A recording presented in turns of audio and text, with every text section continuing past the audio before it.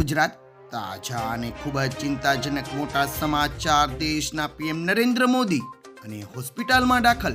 ભાજપને લાગ્યો મોટો ઝટકો, તો લોકસભાની ચૂંટણી પણ નહીં થાય. કોંગ્રેસે કર્યા ભાજપ અને મોદી પર આકરા પ્રહાર. જેવા સમાચાર જાણતા પહેલા તમે જો ચેનલમાં નવા હો તો ખાસ મિત્રો આપણી ચેનલને ફટાફટ સબસ્ક્રાઇબ કરી લેજો, કારણ કે રોજના તાજા અને ઉપયોગી સમાચાર આખો દિવસના સમયસર અમે તમને આપતા રહીશું. જો પસંદ આવે તો લાઈક કરી દેજો અને વધુને વધુ આપના મિત્રોને ઝડપથી મોકલી આપજો. દેશના વડાપ્રધાન હજુ 3 વખત બનશે પીએમ. વડાપ્રધાન નરેન્દ્ર મોદીએ વારાણસીમાં ગઈકાલે ગંગા પૂજન કર્યું હતું. તે સમયે ત્યાં 6 પંડિત હાજર હતા. ત્યારે આ 6 પંડિતોએ મોટી ભવિષ્યવાણી કરી છે. પંડિતોએ કહ્યું કે આ વખતે પણ નરેન્દ્ર મોદી જ જીતશે. એટલું જ નહીં, આગામી 3 ટર્મ સુધી તે વડાપ્રધાન જ રહેશે તેવી શક્યતાઓ છે. પંડિતોએ કહ્યું કે વડાપ્રધાન પર ગંગા માતાના આશીર્વાદ હંમેશા રહેશે. એટલું જ નહીં મિત્રો, દેશના વડાપ્રધાને કરી મોટી અપીલ. લોકસભાની ચૂંટણીને લઈને પીએમ મોદીએ એક્સ પર લખ્યું કે લોકસભા ચૂંટણીના ચોથા તબક્કામાં 10 રાજ્યો અને કેન્દ્રશાસિત પ્રદેશોની 96 બેઠક પર મતદાન થઈ ચૂક્યું છે. મને વિશ્વાસ છે કે આ તમામ બેઠકો પર લોકો મોટી સંખ્યામાં મતદાન કર્યું છે, જેમાં યુવા અને મહિલા મતદારોએ ઉત્સાહપૂર્વક ભાગ લીધો છે. આવો, પોતાની ફરજ નિભાવો અને લોકશાહીને મજબૂત બનાવો. ગુજરાતના સાંસદને કરાયા હોસ્પિટલમાં દાખલ. ગતરોજ મતદાન કર્યા બાદ સાંસદ રામ મોકરિયાને હોસ્પિટલમાં દાખલ કરાયા હતા. મોકરિયાને અચાનક ચક્કર આવવા લાગ્યા હતા. હવે તેની તબિયત પણ સુધરી છે, જેને લઈને ડોક્ટરે કહ્યું છે કે તણાવ, અનિયમિત ભોજન અને જીવનશૈલીને કારણે તેની તબિયત લથડી હતી.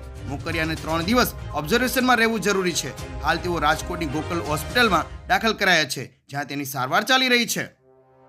હવે ભાજપને લાગ્યો મોટો ઝટકો. ચોથા તબક્કાના મતદાન બાદ સટ્ટા બજારમાં ભાજપની સ્થિતિ નબળી પડી છે. પહેલા સટ્ટા બજારમાં ભાજપને 310 જેટલી સીટો મળવાનું અનુમાન હતું, જે હવે 300 ની અંદર જતું રહ્યું છે.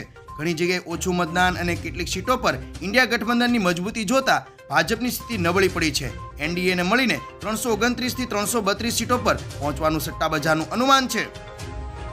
કોંગ્રેસે કર્યા આકરા પ્રહાર અને લોકસભાની ચૂંટણી પણ બંધ.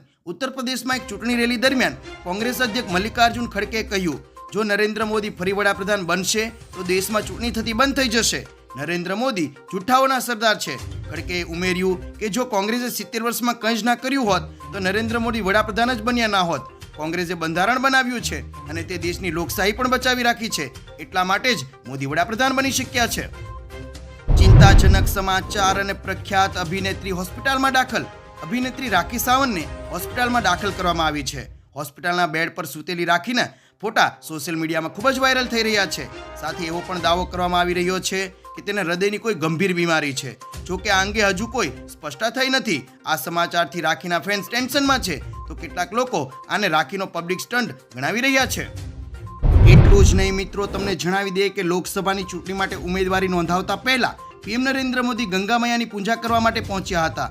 ગંગા સપ્તમીના અવસર પર તેણે અહીં ગંગાની પૂજા કરી હતી. પછી તેમણે ગંગા મૈયાની આરતી પણ ઉતારી હતી. આ પછી કાલભૈરવની પૂજા કરવા માટે ગયા હતા. અહીંથી તેઓ ઉમેદવારી નોંધાવવા માટે કલેક્ટર કચેરી રવાના થયા હતા. આ પહેલા તેણે કહ્યું હતું, કાશી સાથે મારો સંબંધ અદ્ભુત અને અભિન્ન છે.